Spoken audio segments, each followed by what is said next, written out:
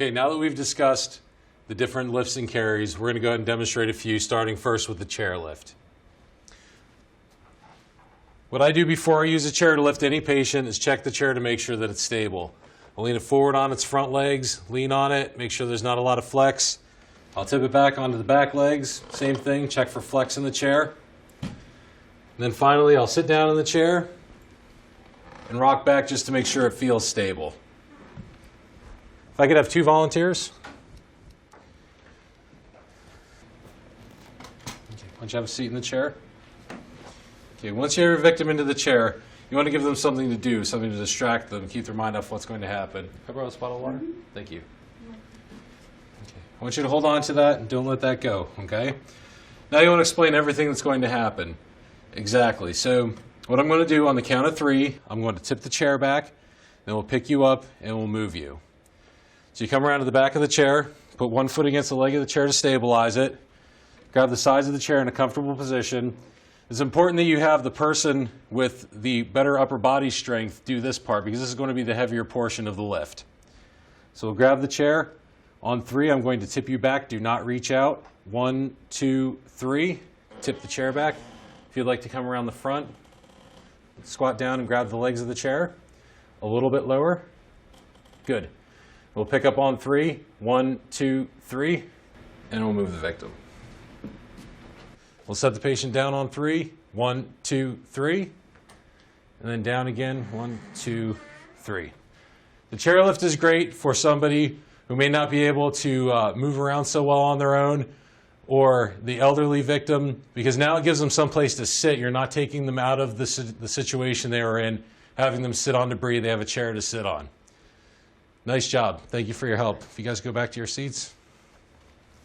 Are there any questions?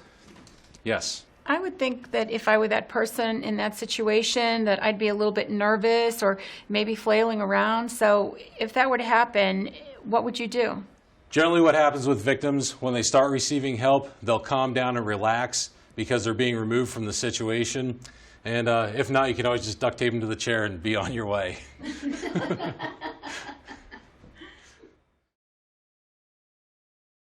So I want the 5 of you in the front. Come on up here.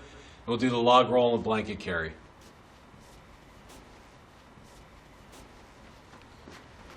I need a volunteer.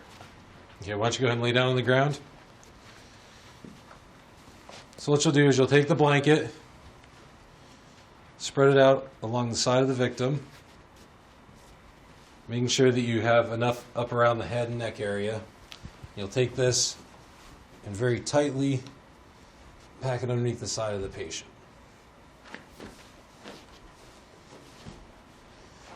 Okay. Then to log roll the patient, we'll always roll them onto an uninjured side. So we'll raise this arm up. Okay, I'll come around. I'll stabilize the head and neck. It's going to be on my call. We'll roll the patient. If you want to come around to this side. Okay, if you want to grab at the shoulders, you have at the hips, you have the legs. We'll roll the patient over on 3. We'll move the blanket from underneath the patient and then roll the patient back onto the blanket. Okay, ready? 1, 2, 3. Okay, go ahead and pull the blanket out. Okay, on 3, we'll roll the victim back. 1, 2, 3. Okay, if you want to roll the sides in towards the patient now. Like this? Yes. Keep it nice and tight. Get as close to the patient as you can.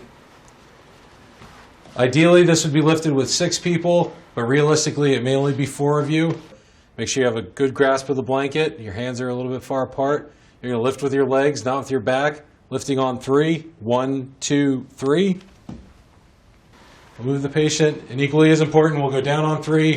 1, 2, 3. Good job. Victim, do you have anything for them? Oh, absolutely. That was really, it was a great lift, you guys.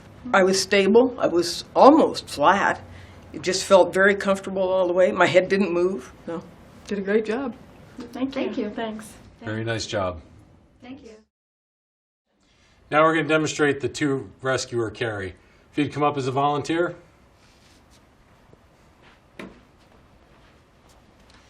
first rescuer is going to come to the head of the victim, grab the victim by his shoulders, lift the victim up. At this point, you could rest them against your knees. Come in. You can go and grab onto their wrists. At this point, I'm going to want you to step between his legs. Okay. I'm actually going to want you to face me. It's a little bit easier when we're going to be going over some rough terrain or downstairs to be facing each other. Okay. So if you want to squat down, bend, grab them at the knees. On three, we'll pick them up. 1, 2, 3. Okay. And at this point now, you could rest them on your hips. And that's a little easier for you to carry. It is. And we're going to go backwards towards me. Ready? Okay. 1, 2, 3. We'll set them down on 3. 1, 2, 3. Okay. Okay, now that the victim's on the ground, you'll want to support the shoulders, head, and neck as you lower the victim all the way to the ground. Nice job. Are there any questions? I have a question. Well, I was wondering, since you're walking in front of me and you're supporting the body, if we came to a set of stairs, would you go down the stairs first? When you go down the stairs, you always want to have the victim go down the stairs feet first. You don't want to take them down the stairs head first. You always want to have them pointed with feet down the stairs. Okay. Are there any other questions? Nice job. Why don't we go and break up into groups of 2 and we'll practice all the lifts and carries.